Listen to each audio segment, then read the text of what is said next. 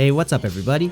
Today, I'm going to review a new all-button controller that I recently got my hands on. There are a wide variety of controllers available to players of all types in the fighting game genre, and it seems like a new product or brand pops up every few months. Lately, a new brand has entered the leverless controller market. I present to you the Haute 42 T16 leverless controller. I've been using this controller for over a week now, and I'm going to give you my unbiased thoughts about this controller, the good, the bad, who I think it's suited for, and if you should buy it. Just to be clear, while I got this product for free, I'm not being paid for this review, and the good people at Haute 42 told me that I'm free to give my honest opinion about this controller, so that's what I'm gonna do. The Haute 42 T16 is made of clear acrylic, weighs 1.12 kilograms, and it measures 19.6 centimeters top to bottom, 29.6 centimeters across, and has a thickness of 1.3 centimeters. While it's not the smallest or lightest controller on the market, I think the T16 strikes a great balance between size and weight. The clear acrylic panel allows for customizable art. You can find guides and templates on the Haute 42 official Discord, so definitely check that out if you want to get some artwork going on. As for the internals, it uses a Pico board, which is great because it has incredibly low input lag, so that's a win for us fighting gamers. It has 11 face buttons and 5 directional buttons. There are 2 up buttons on this controller. One on the top for those who are moving from keyboard, and one on the bottom for those who are already used to a traditional hitbox style layout. For the button switches, it uses Cali Red low profile switches. If you don't like these, they're easily hot swappable, and a pack of Calis are only a few dollars, so modding this is really cost efficient. Unlike most hitbox style controllers, all of the buttons are 30mm buttons, which means that they're all the same size as a jump button on a hitbox. It has a USB-C connector which goes to a regular USB-B, and it has a USB pass-through on the right that's used for updating the firmware and making changes to the Pico board. It also has 5 buttons on the top for start, back, home, touchscreen, and a turbo button to the left. While small, these buttons are just large enough to feel comfortable to the touch.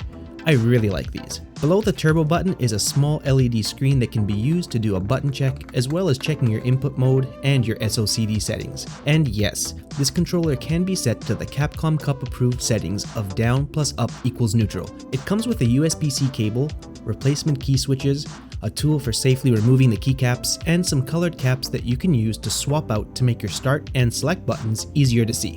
It also comes with some plastic anti-slip seals that help stop the controller from sliding on your desk. I live in Japan, so my T16 came with a Japanese language version, but I can speak and read Japanese, so this wasn't an issue for me. I'm not going to translate what it says, but just trust me when I say that everything you would need to know about setup, configuration, changing SOCD settings, and changing your input mode is written in great detail. The default buttons and key switches feel great without being too loud. Out of all my controllers, this is one of the quieter ones.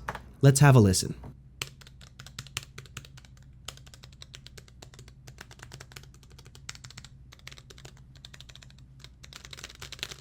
The T16 has fully customizable RGB lighting, which means it'll help your performance. You can switch between different settings using the start and back buttons, or you can adjust more customization options such as different color settings through the board settings themselves. It seems like the button layout is almost exactly the same as the Razer Kitsune that released a few months ago. You can also fully customize what the buttons do through the Pico board settings. Just make sure that you save the default settings before you start making any changes, just in case you make a mistake. This is also really great for Street Fighter 6 players because you can set the parry and DI buttons anywhere you like. So let's go to what I was really happy about with this controller, the good points. First and foremost is price. As of the date of this review, it's $87.99 on Amazon US and even a little bit cheaper on AliExpress. The size, weight, and build quality were also really fantastic. It has a comfortable 11-button layout, and the buttons are very quiet. The T16 strikes a balance between size, weight, and portability while still having enough space to rest my hands on it. Great customization options, the most important of which being hot swappable switches. And now for the bad. This controller doesn't come with native PS5 support. For most of us who play fighting games, this means you're going to have to either buy a Brook Wingman PS4 to PS5 adapter or a Mayflash to get this to work on PS5. As I mentioned before, all the buttons are 30mm buttons. This won't be an issue if it's your first leverless controller, but it took me a few minutes to adjust and get used to the larger button sizes. It's not a deal breaker by any means at all, but I do wonder why Haute 42 decided to go with an all 30mm button setup with this controller. controller. This controller doesn't come with any kind of plastic or anti-slip bottom. I went to my local dollar store and I bought some adhesive anti-slip foam pads which stop the slipping, but you're gonna have to mod your own bottom or put pads on it like I did if you like to play on your lap. So, should you buy it? So if you're a PC gamer with no plans to play on PS5 and you don't currently own a leverless controller, but you'd like to try one, stop what you're doing and buy this controller now.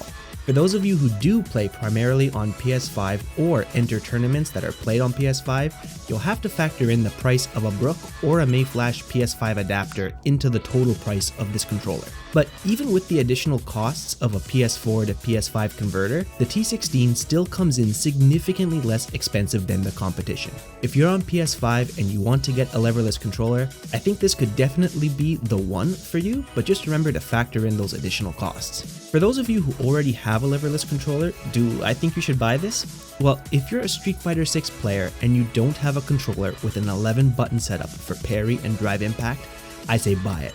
This controller is inexpensive and having the parry and DI buttons being easily accessible is a game changer, and I think it's worth the price alone. I've only used this controller for about a week, but I don't think I can go back to doing DI with my pinky finger after using this controller. It just feels so much better, and I feel like my ability to react to DI has improved a lot. If you already have an 11 button leverless controller or you don't play Street Fighter 6, then you might not need to spend the money on this, as I don't think this controller will do anything that your current controller already does. If you're just curious about trying something else or you want something to travel with as a backup stick, then I think it's definitely still an option since this controller is relatively inexpensive.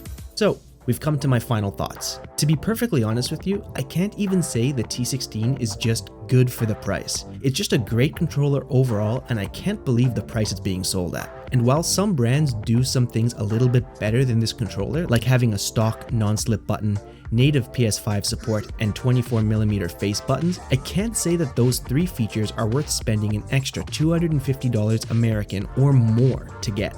It's really just that good, and I think Haute 42 nailed it with this controller. If you're looking for a leverless controller that not only feels great but can be played both on a desk or on your lap, do yourself a favor and buy this. I hope you enjoyed my review. Let me know in the comments if you have any questions about this controller, or if you already own one, please share your thoughts and experiences that you have. Thank you so much for watching. Until next time, take care.